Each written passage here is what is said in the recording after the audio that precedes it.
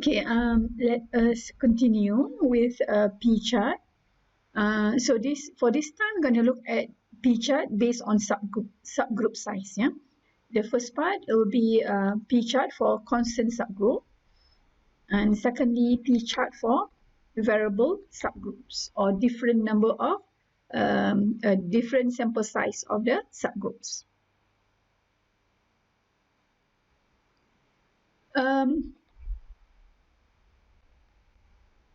For constant subgroup size, in order to come up with P chart, we first of all will select the quality characteristic. So the characteristic can be single quality characteristic, a group of quality characteristic which are obtained from a part of the product or from the entire product or even from a number of products. So it can be established for performance control of the operator, work center, department, shift, plant or corporation. Yeah, so these are the application of P chart for constant subgroup size. Secondly, what you need to do is to determine the subgroup size and method. The size of subgroup or subsamples is a function of the proportion non-conforming. So a minimum of 50 is suggested as a starting point. Yeah. So bear in mind that if you are using P chart, you have to come up with a larger number of observations. Yeah, for a sample. And for the number of subgroups or subsample, there should be at least 25 samples or subgroups. Yeah? And you can obtain the data from different sources, for example, the check sheet. And for each subgroup, the proportion of non-conforming is computed by the formula of P equals to NP divided by N. So specifically, this is the formula for you to compute the control limits. Yeah, the center line would normally be the fraction of non-conforming, or in terms of P. This time it will be the P bar. Yeah? So P bar is actually the summation of N times P divided by N. Yeah, and gonna next compute the upper and the lower control limit with this formula, which is P bar plus minus 3 times the standard error, on which the standard error is equals to P bar times 1 minus P bar whole thing divided by N. Yeah. So again, if you are at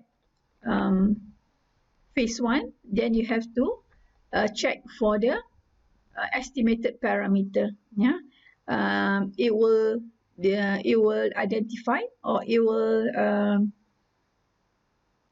you will take these as the estimated parameter when all the points are within the two control limits. Yeah, so perhaps in doing that you have to do and you have to revise the center line and the control limit. Yeah, whenever you come to the situation of there are some points which lies beyond the control limit.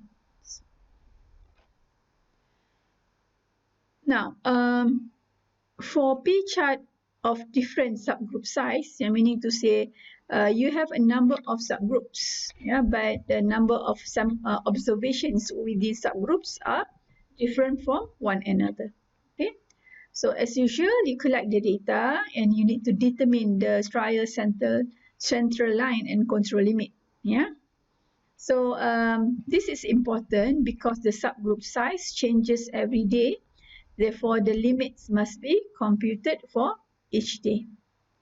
As the subgroup size gets larger, the control limits will be close to each other. Yeah?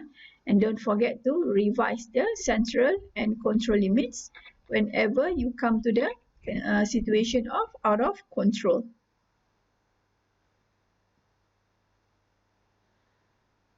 When P is known, the process of data collection And trial control limit is not necessary, yeah, meaning to say that you simply need to proceed to phase 2. Yeah, you only need to monitor the process. Yeah, you don't have to go through phase 1. Yeah, so that is only when the population P is known. Yeah, so you don't have to go through the trial control limit. In the situation where you have to use the sample fraction or the sample proportion, that will be the p hat. Yeah, so remember p hat is the proportion or fraction of non-conforming which belong to a single group. Yeah, so this is needed when you don't have the value of proportion. Yeah, you don't have the value of p, so you have to compute the p hat for each and every subgroup, and from that you will compute the p bar. Yeah, so p bar is the average proportion or fraction of non-conforming of many subgroups. So what you do is basically to take the total of p hats for each and every subgroups, and you divide it by how many subgroups, then you will get the p bar. Yeah.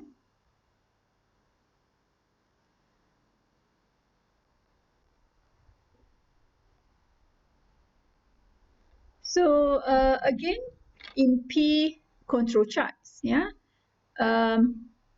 you will have 3 approaches. Okay, the 3 approaches are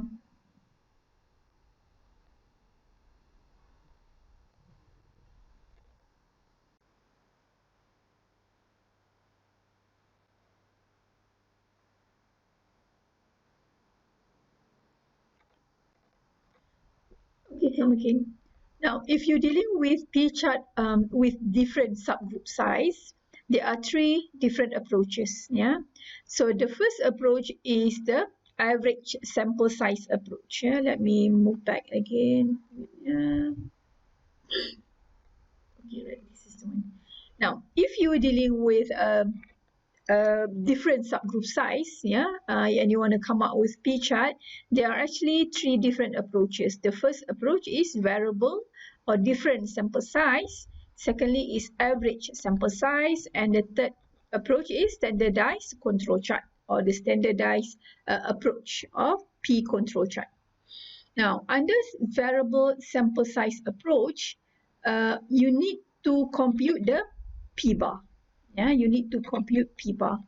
So in order to do this, you simply need to total up the number of defective, yeah, divided by the total number of observations. Yeah, total number of sample observations for each and every sample. Yeah, and also from that you can compute the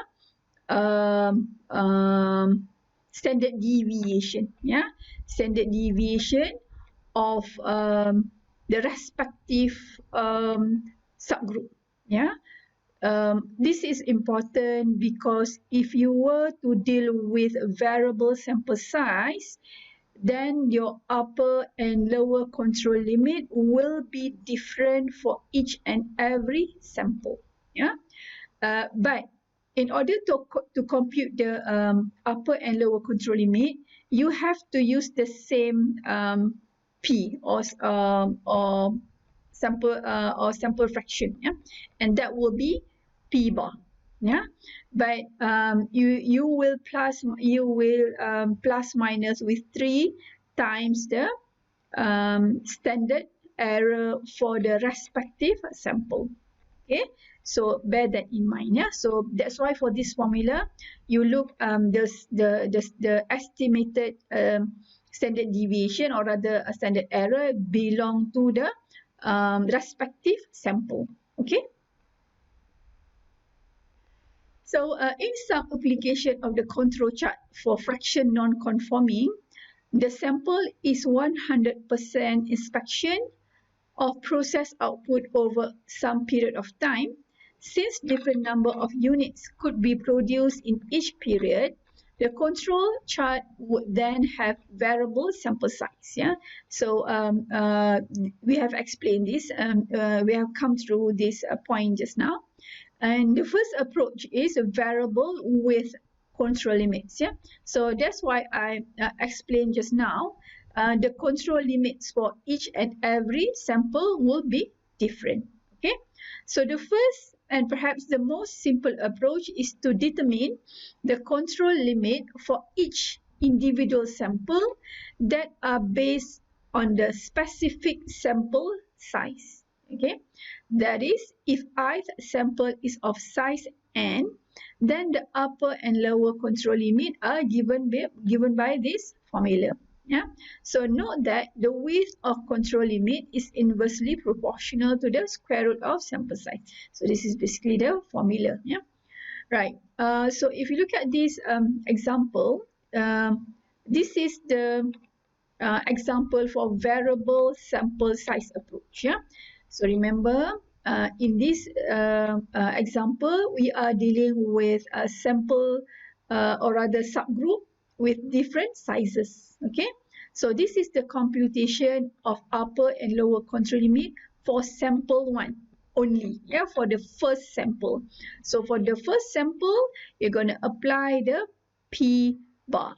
Yeah, remember, P bar is the total number of non-conformities the total number of defective or non-conformities divided by the total number of observations. Yeah, so you will get this value P bar equal to 0.096, and the respective upper and lower control limit can be obtained by taking P bar plus minus 3 times standard error. Yeah, so this standard error belong to sample number 1.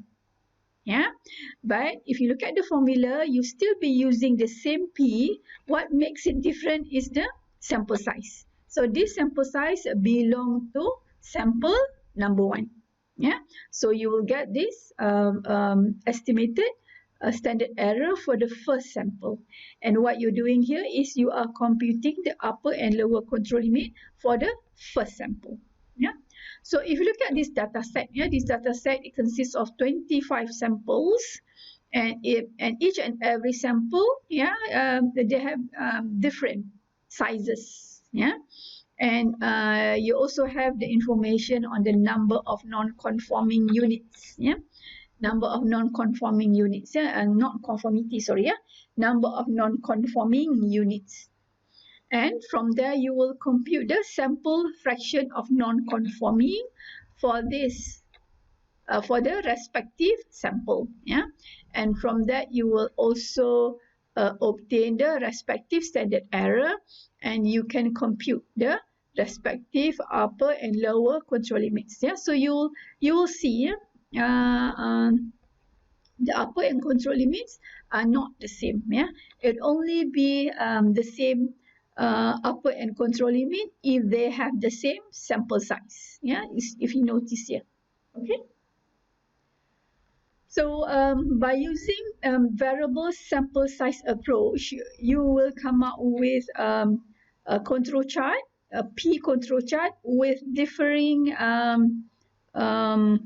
upper and lower control limit. Yeah, it wouldn't be a straight line. Yeah, it's like a jagged line. Yeah, because these subsample, they have different sample size. Okay, and this will be the our JMP. Yeah, so what I'm going to do now is we will download a set of data which I have actually uploaded in Spectrum, so that you can we can do it together. Yeah?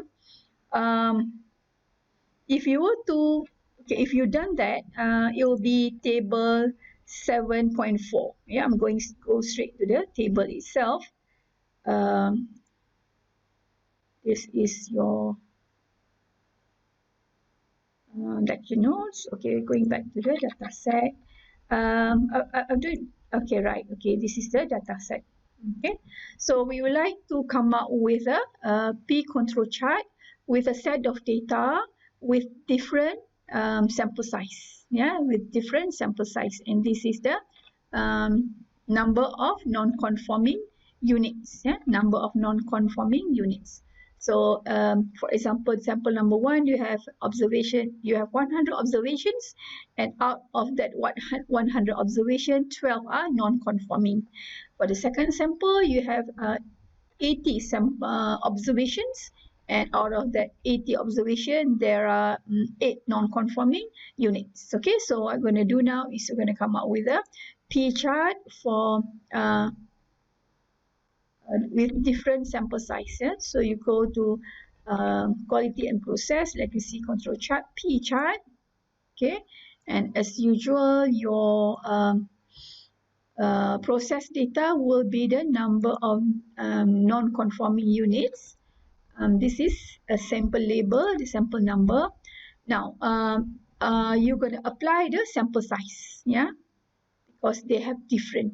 So if you notice, if you were to apply a sample size, yeah, as the data set that you're going to use here, the constant number will disappear. Yeah, so it's one or the other. Okay, and you just click OK. Yeah, so you have this P chart for data set with different sample size. Okay. Okay, that's very clear, isn't it? Yeah. Okay. I'm going to go back now to the lecture notes. Okay, the next approach here for P chart of different subgroup size is average sample size approach. Yeah, so for average sample size approach, what we're going to do is you're going to apply the same sample size for each and every sample. Yeah, and for that you have to compute the average sample size. Yeah, average sample size is given by summation or the total number of sample observations divided by how many subgroups, yeah, or subsamples. And the upper and lower control limit, simply P bar. Yeah, you know what is P bar? Yeah, P bar is the average sample fraction plus minus 3 times standard error. Yeah, this time round you will notice the computation of standard error is still using P bar. However, you're going to apply the the N bar, which is the average sample size. Yeah, unlike what we have done earlier on. Okay. So with the using the example that we have looked at just now, the computed average sample size is equals to 98, and from that we can compute the upper and lower control limit, yeah, by P bar, which is 0.096 plus minus 3 times standard error. And the standard error is again P bar times 1 minus P bar divided by N bar, which is the average sample size. Yeah? So you will get this value. Okay. So this is the P chart, yeah, from Montgomery. Yeah, they did this through Minitab. Yeah. And this is our own control chart. Yeah. One thing that you have to bear in mind is that this sample fraction is belong to the specific sample. Yeah, meaning to say, for each and every sample, the respective sample fraction will be its number of non-conforming units divided by its own sample size. Yeah, so you have to ensure that. Yeah? Because if you don't get the idea, then you're going to come up with the wrong P chart for average sample size approach. Okay, so let's do this together by using, again, we are using the same data set, which is from table 7.4. Okay, but we're going to apply the average sample size approach. Yeah. So how are we going to do that? Quality process, legacy control chart, again is P chart. Okay, okay, right now look here, if you were to compute, yeah, if you were to basically apply the number of non-conforming, and you apply sample size. Remember, yeah, our sample size is the standard one, is the average sample size, which is 98. Yeah, and we are applying the P bar. Okay, our P bar, the average sample fraction is 0.096, isn't it? Yeah, so that will be our P. Okay, our sample label is this one. Okay, okay, you see what happened. Okay, I'm going to click here. Okay, okay, look here. It's not the same. It is not the same with with the one that we obtained from that we have in our lecture notes. Okay, and that is basically because what they have here, yeah, this P, yeah, the sample fraction is the number of non-conforming divided by the average sample size. That is the reason why. Yeah, so you have to be very careful with this. Yeah, you have to be very careful with this, and this is not correct. Yeah, this is not correct because you are not using the correct sample proportion for each and every sample. Yeah? What you did here is basically you take the number of non-conforming divided by the average sample size, which is 98. Okay, that's what makes it different from what we have. So what you should be doing, yeah, so this is not the correct one.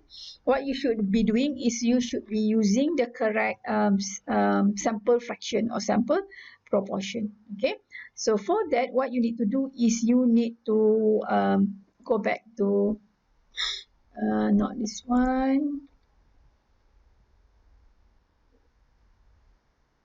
This one, yeah. No, oh my God, no. I have quite a few here, but I'm trying to go back to, yeah, this one. This is what we supposed to come up with, yeah. So we should plot. What should we should be doing is we should plot the correct sample proportion. So what we need to do is we need to come up with one more values, which is the respective sample proportion. Okay, so in JMP you can actually do some computation. Yeah, so let us come up with a new column here. You can label it as sample fraction. Yeah, sample fraction or sample proportion. Let's make it sample proportion. Yeah. Okay, and you can include the formula, yeah, for this whole column. So how do we do that? Just simply need to click here and column info. Now in this column info box, you have changed the name just now, yeah. But what you can also do is you can include formula, yeah. You can include formula.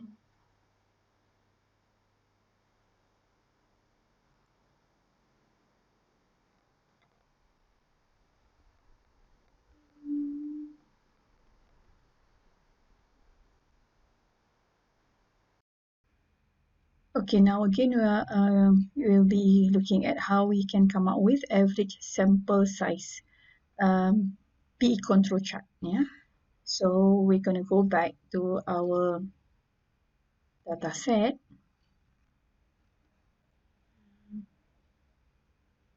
Okay, so this is our data set from table 7.4. So what you need to do here for average sample size is to get the average sample size, as we have looked at example, yeah, average sample size and the respective upper and lower control limit. Yeah, remember for an average sample size approach, the upper and lower control limit will be the same, yeah, throughout all samples. So for this approach, it'll be a straight line, upper and lower control limit, yeah. And similarly, the center line would be 0.096, which is actually the P bar, yeah? P bar. So bear in mind that you have to plot exactly the same or the correct, yeah. You have to plot exactly the same sample proportion for each and every sample, yeah. So with that, you have to ensure that you give the correct instruction to JMP to come up with the correct chart, yeah, which will plot exactly the respective sample fraction for the correct sample number, yeah. So for that, what we need to come up with is a column which will denote the sample proportion, yeah, because we are going to use the standard, or rather the sample, the average sample size, yeah. So let me show you, if you were to use the normal instruction, yeah. Okay, right. You have the the number of non-conforming for each sample as the process data, as we have used earlier on, sample number as the sample label. But this time round, you have to remember that you cannot use sample size, but we have to use the average sample size, which is 98, which we have computed earlier on, yeah.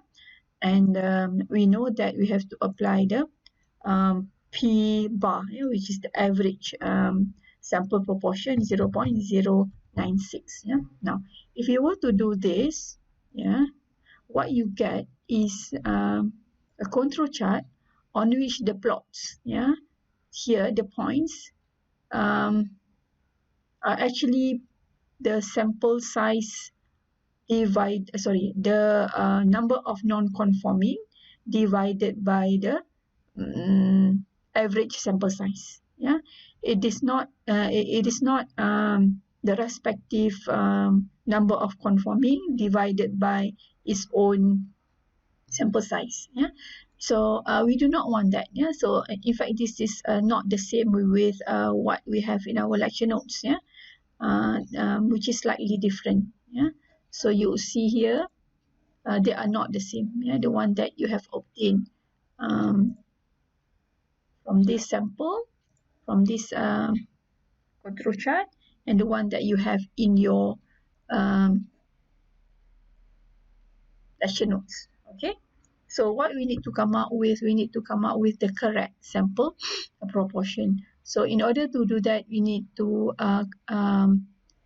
produce a column which will give you the sample proportion, yeah, just like what you have in your lecture notes, yeah, from the data set itself, where it shows the sample number, sample size, number of non-conforming units, and we have one more column here which shows the sample fraction, yeah, for the respective sample.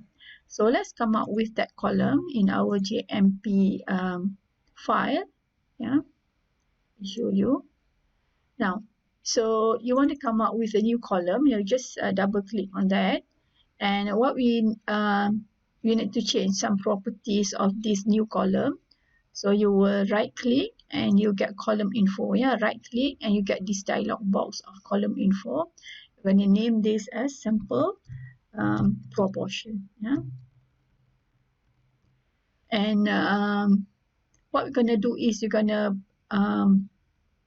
plug in some formula, yeah, for the computation of sample proportion, yeah. So that is very easy. Again, I've shown you. You simply click a column properties here and you click formula, yeah. So you will include some formula, yeah, in this box so that it will compute for you the sample proportion. So sample proportion is very easy, and that is the your number of conforming units for that sample divided by the sample sample size. Yeah, so that will be the sample proportion. Yeah, so you're going to apply that. Okay, and you're going to close. Just click apply and close. Yeah, so it will click for you. Yeah, the sample proportion. Yeah, but maybe some of these have a large number of decimal places. Don't worry, you still can change that. You can go to format. You're going to format the cell, and you're going to fix the decimal place. Yeah, so for example, you fix the decimal places to 3. Yeah, 3 decimal places. Yeah, so you apply and you click OK. So you only have 3 decimal places. You can go up to 4 or 5.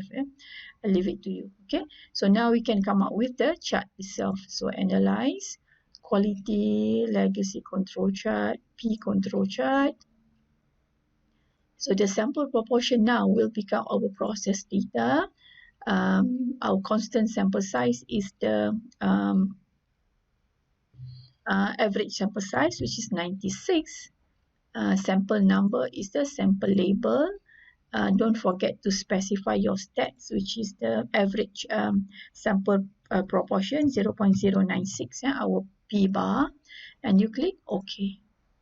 Okay, so there you have the P chart for average sample size. Yeah, for average sample size approach. Yeah, and that is actually equal to what we have in our lecture note itself. Yeah.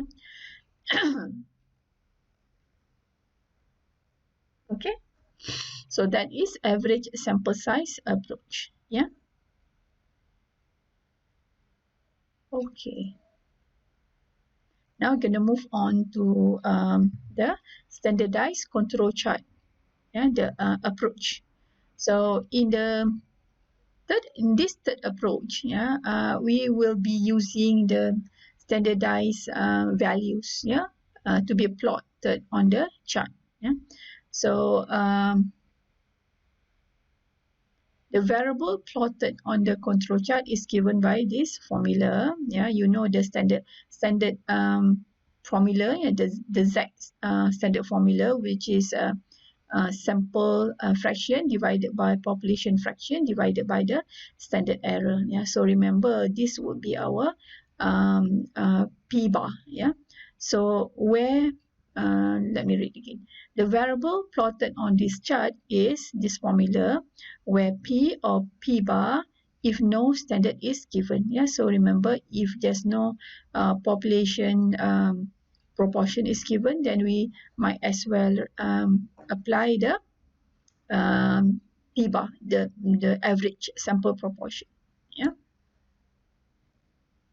So the standardized control chart for this data can be shown in the diagram. The calculation associated with this control chart is given in the table itself. Yeah, so we can look at the values of Z.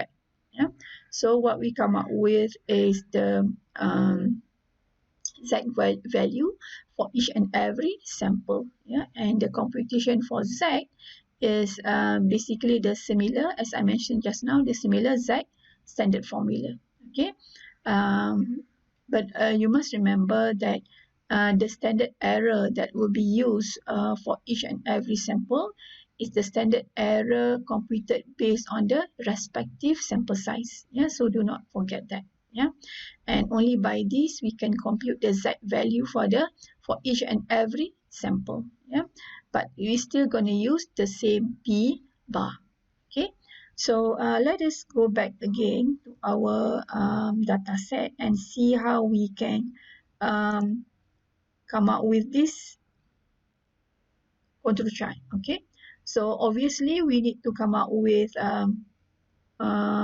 the column, yeah, the column for Z values. Yeah, so the normal procedure, you change this name of the column to Z values. You can call it Z or Z values, yeah, either one, or standardized Z. and we will we know that we only want to come up with a certain number of decimal places. Let's make it 2 decimal places. Yeah, and we need to include the formula. Yeah, because we like to compute the z value for each and every sample. Yeah, so what is the formula? The formula is simply your P, the respective sample proportion. Yeah, we have computed it earlier on, isn't it? Yeah, minus your P bar 0.096. Okay, and the whole thing divided by, let me show you the formula. Yeah, just to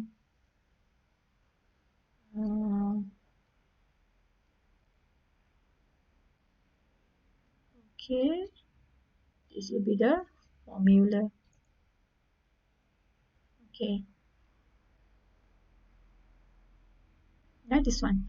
So what I would like to do is we're going to type this formula for the software itself to compute it for you. Yeah, so sample proportion minus the sample average sample fraction divided by 0.096 again.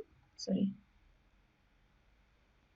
0.096 times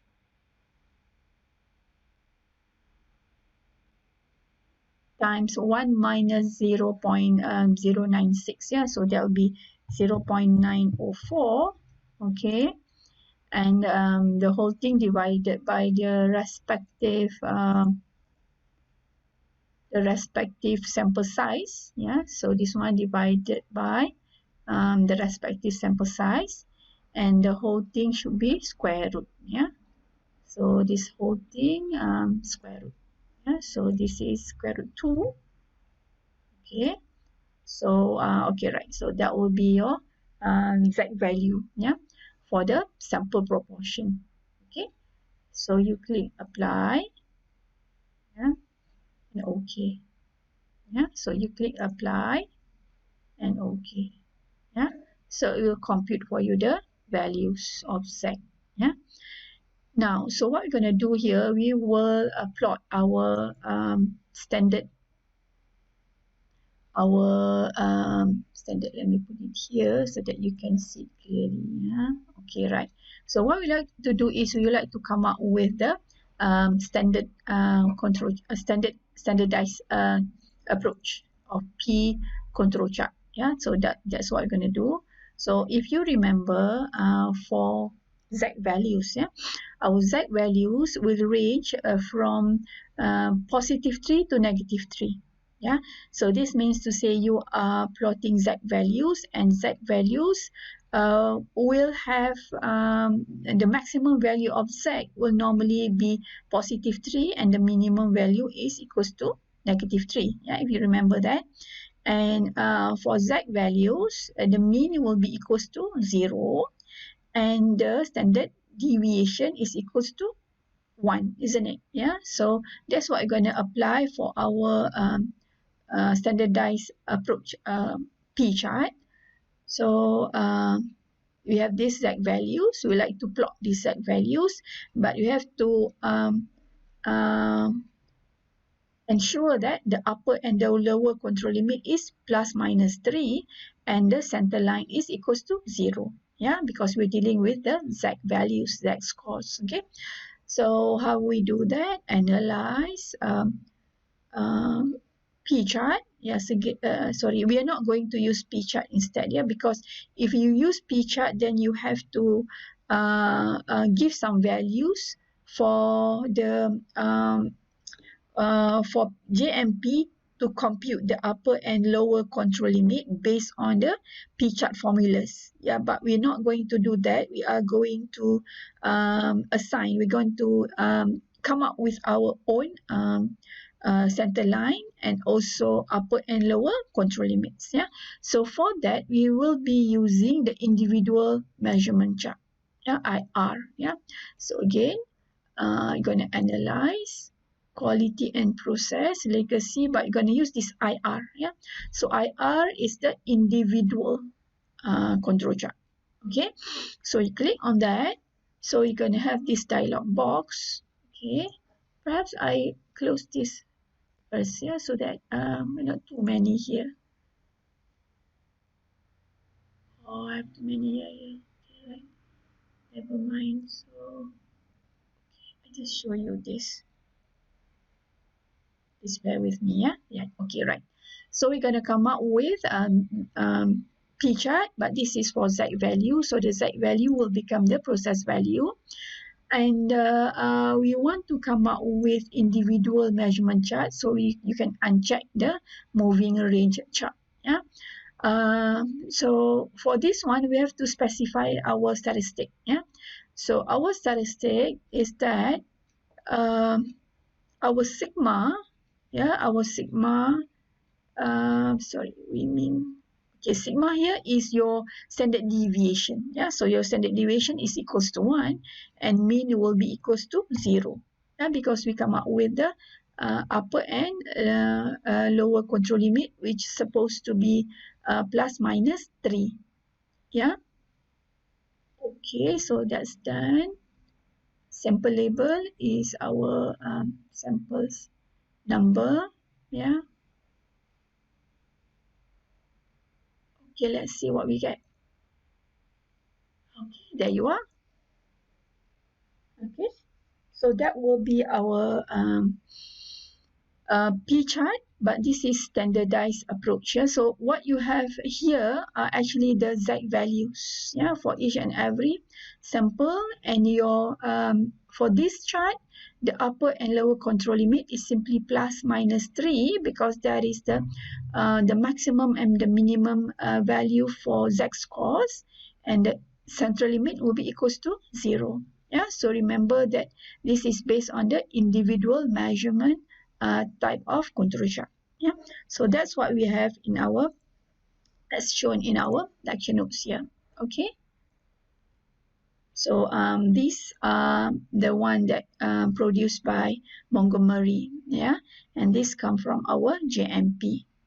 Okay, so that is the standardized approach for P control chart, where we have the samples with variable sizes. Yeah. Okay. So again, just to round up everything, yeah, this is the variable size approach. Yeah, so the upper and lower control limit is jagged, yeah, like shown in here. Yeah, and the average size approach. So we're gonna have a common upper and lower control limit for all samples.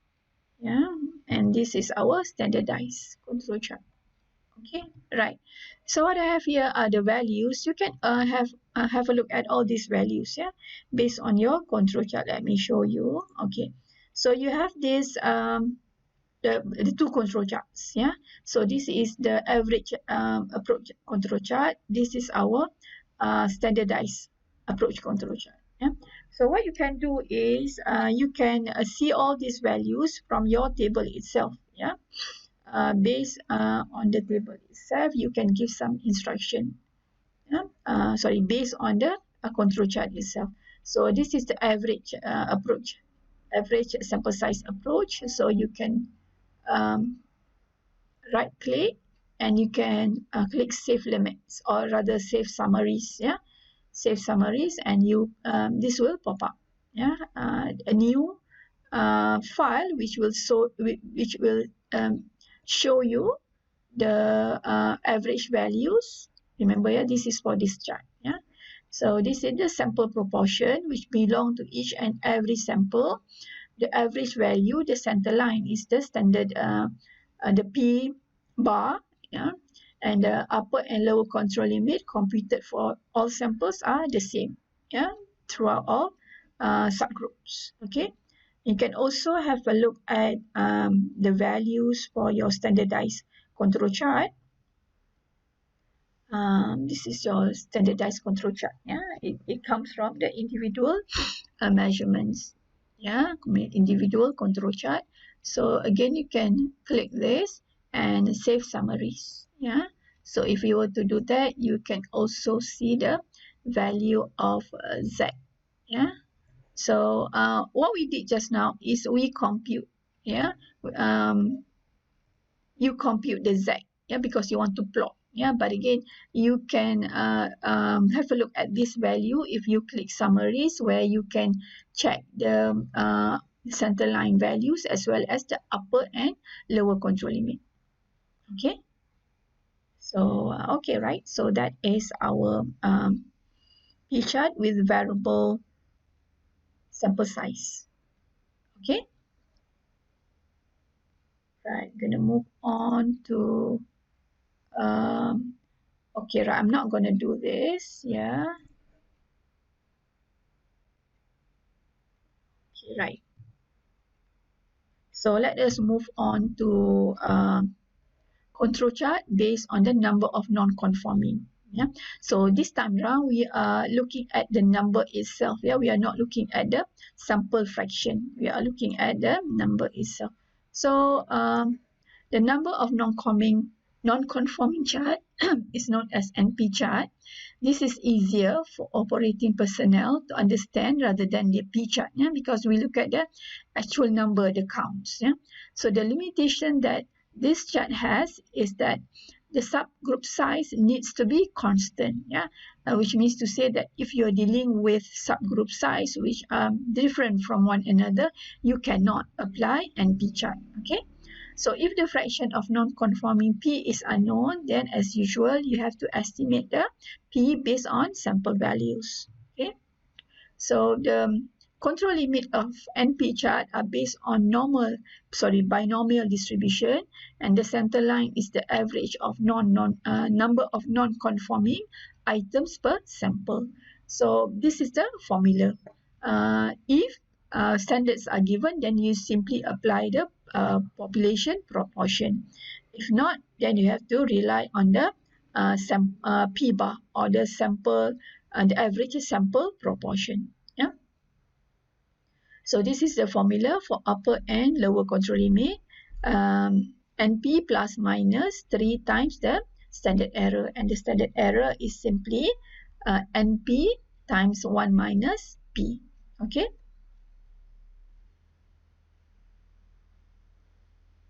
So these are the P chart, fraction non-conforming. This is the number non-conforming, NP chart. Yeah, this is P chart. This is NP chart. So if you look at the shape, yeah, of the plots or the points, they are exactly the same. Yeah, it will give you exactly the same plot, but rather they have the different values of lines, the center line as well as upper and lower control limits. Yeah, these are in terms of fraction, but for NP chart is in terms of numbers. Yeah, in terms of numbers. So let us do it together with our data set. Yeah. So this is our data set, the original data set. So we simply click analyze as usual. Yeah, but you're gonna choose NP chart. Yeah, instead of P, you choose NP chart. Okay. So again, that will be your number of defective. Okay, sample number. Okay, so you must change.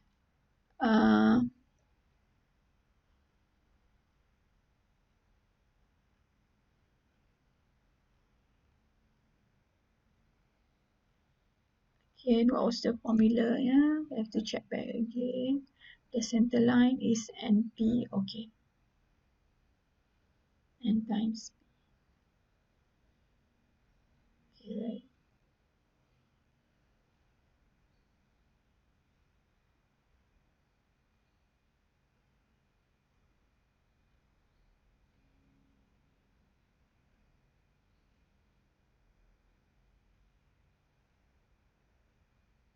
the sample size should be the same, isn't it?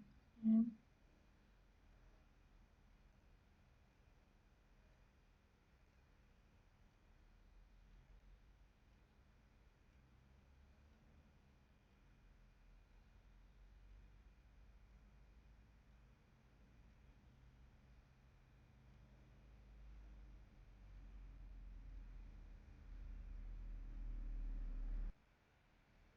Okay, for this example, we actually need to use table 7.1, yeah, because as I mentioned earlier, this type of control chart can only be applied if your data set is of the same sizes, yeah. So we go back again to table 7.1, yeah. Where's your table 7.1? Okay, this is table 7.1, yeah. So you simply analyze, process, and you have NP charts, yeah, NP charts. So the number of non-conforming is your process data, sample number is the label, yeah. And originally this data set says that the sample size is 50, isn't it? Yeah, let me check again, yeah, the data table 7.1. Table 7.1.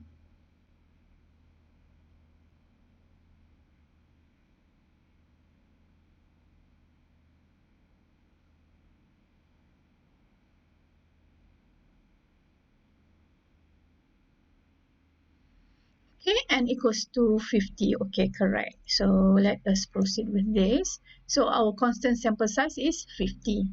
Yeah. So you click OK. Okay. So this will be our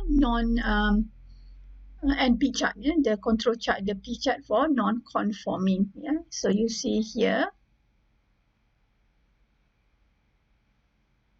this is the NP charts. Yeah. So it gives you the upper, lower, and center line in terms of numbers. Yeah. So and that is slightly different from your fraction, non-fraction, the P bar, P chart for fraction non-conforming. Yeah.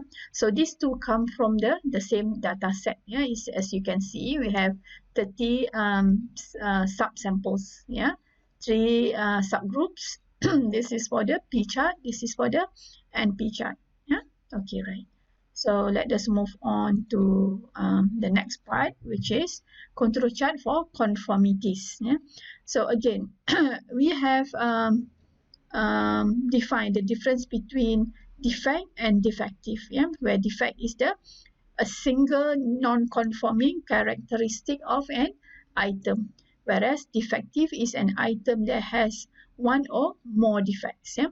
However, items with defects are not necessarily non-conforming or defective. Yeah. So quality assurance personnel not only want to know whether items is defective or not, but how many defect it has. Yeah. So in some situation, they are more interested with how many defects. Yeah. Therefore, it is often useful to work directly with the number of defects. So there are two types of control chart under counts for non-conformities. The first one is C chart, which is the count for non-conformities when the sample size is constant, and if your number of your sample size varies, then you can use U chart. Yeah, so under the counts of non-conformities, you have two types of charts, which are C chart and U chart. So the objective is to determine the average quality level, and this information will give the initial process capability. It will bring to the attention of management any changes in the average values, yeah, average number of non-conformity. It will improve the product quality, and it will show you it will give you ideas for quality improvement. You can also evaluate the quality performance of the operating and management personnel, yeah, by looking at the number of non-conformity. will give you the suggestion on where we can apply X bar chart and also the R chart. Yeah? And finally, it will determine the acceptance criteria of a product before shipment to the customer. Yeah? So this is more on the practical part of the control chart itself. So again, for C chart, you have to identify the quality characteristics, and it can again it can establish to monitor the performance of operator, centers, so on and so forth. So you must determine the number of subgroup size, yeah, whereby you will collect at least 25 subgroups, yeah, with different sources. When standards are not given, then you need to calculate the trial center line based on C. Yeah? So what is C? C is the number of occurrence of the non-conformities. So this is the formula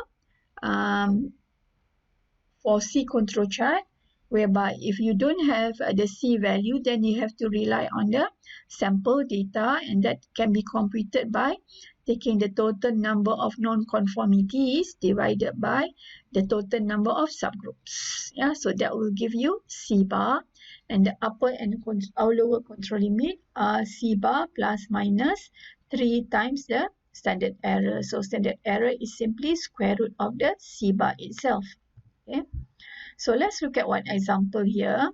So this table 7.7, it gives you the number of non-conformities observed in 26 subsamples. Yeah, so you have 26 samples or subgroups, yeah, in this data set, and each have 100 printed circuit boards. So for each and every samples, it actually consists of 100 items, and from each sample we can identify the number of non-conformities. Okay, so for example, the first sample or the first subgroup, out of 100 printed circuit boards, 21 circuit boards are found to be these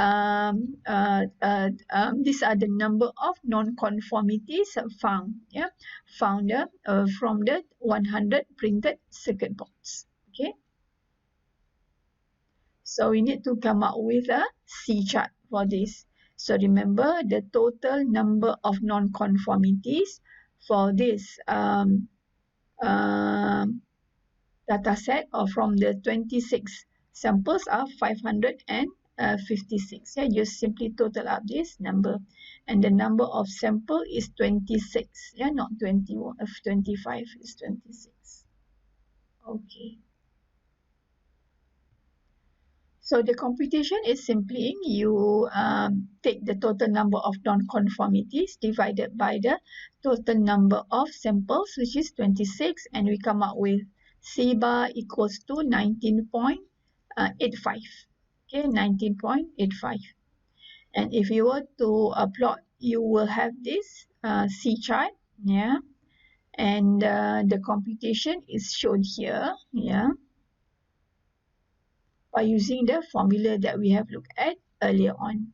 Okay, so what happened here is you can identify 2 points which are the first one lies below the lower control limit, the other one is above the upper control limit. So we need to find out, yeah, what's actually the reason. Yeah, so the control chart is shown in this figure, and the number observed of observed non-conformities is plotted in this chart.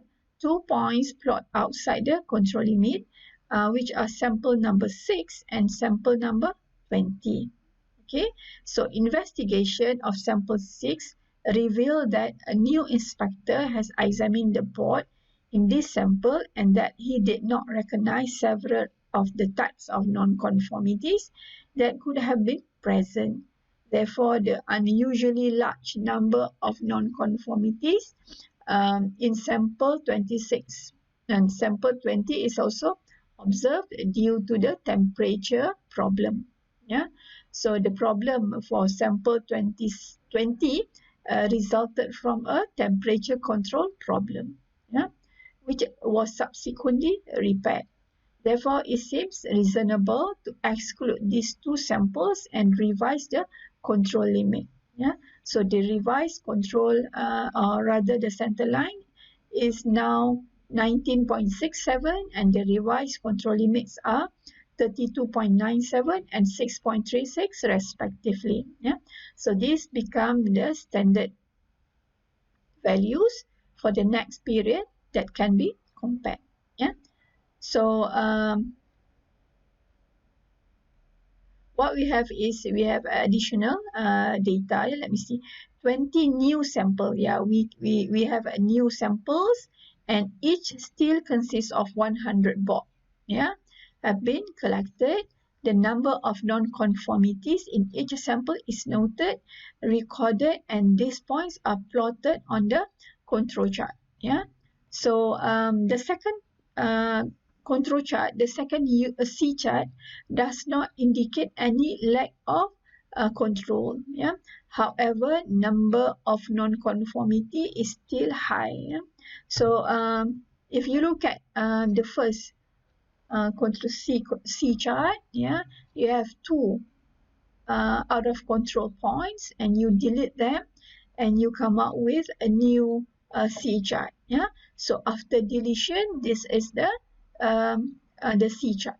Yeah. So you no longer have the points which lies outside the control limit. Yeah. It's just that the concern being raised just now is on the number of non-conformities. Yeah. So that is related to the actual situation in the factory itself. Yeah. So this is new chart, and this is the additional data. Yeah. So what we have here is we use this limits, yeah, onto the new set of data. Okay, so this table is the new set of data where you have an additional samples, yeah, from sample number 27 to sample number 46. Yeah, so we have additional of 20 samples, and we are applying the upper and lower control limit that we have obtained earlier on from this one. Yeah, after deletion, we come up with the estimated upper and lower control limit to be applied for the new 20 samples. Okay. Right, so this is the C chart, yeah, from JMP. This is from the textbooks itself. Okay, so before we go into U chart, let us go to our data set and see how we can apply the the C chart by using JMP. Yeah.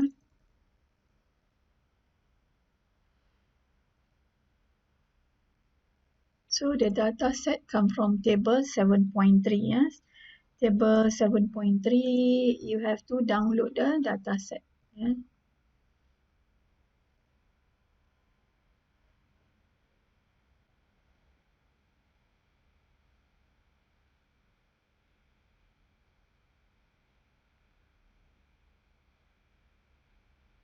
Table 7.3. Okay.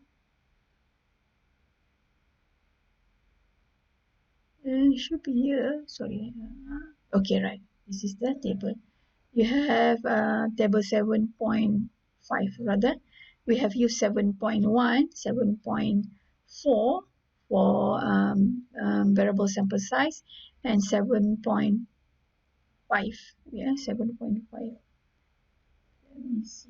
This is from a different book. Yeah, the earlier version, the version. Okay, right.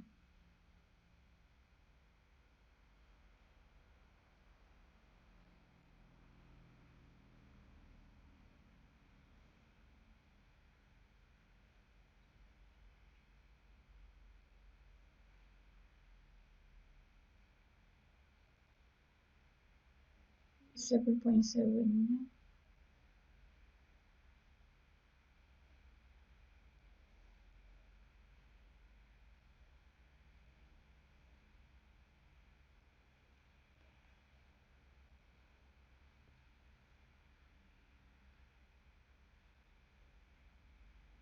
table 7.7. Okay, we have 26 subsamples.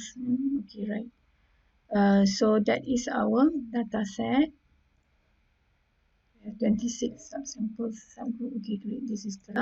Upper and lower. Now we simply run analyze. So what we're gonna come up with is C chart. Yeah, remember C chart sample.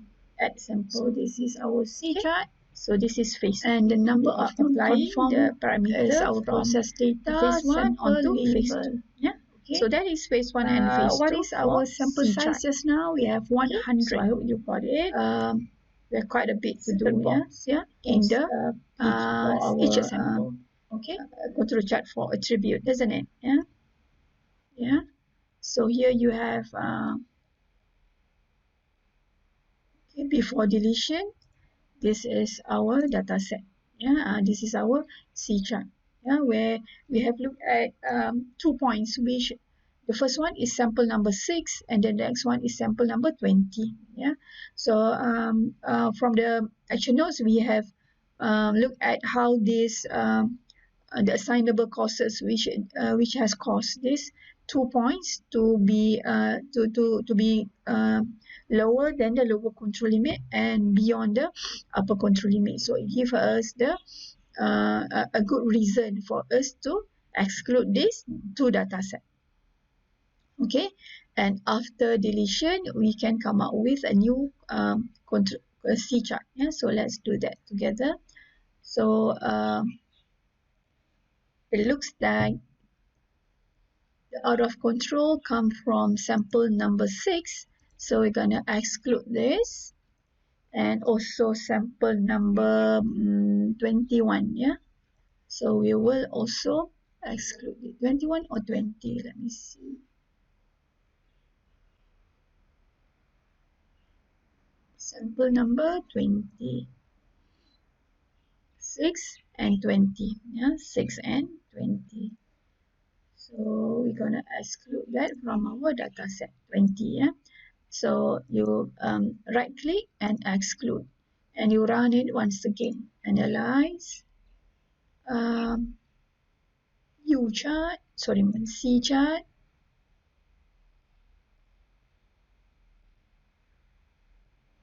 Sample size is 100. Okay. So here you have the control chart after deletion. Yeah. So you will see this has been blurred. Yeah. It just shows that it will not be taken into account in computing. For this one, I have actually excluded, delete the points, so it will not appear here. Yeah. But this one I just exclude. I did not delete. Yeah. But remember, it will not be taken into account in the computation of upper and lower control limit. Yeah.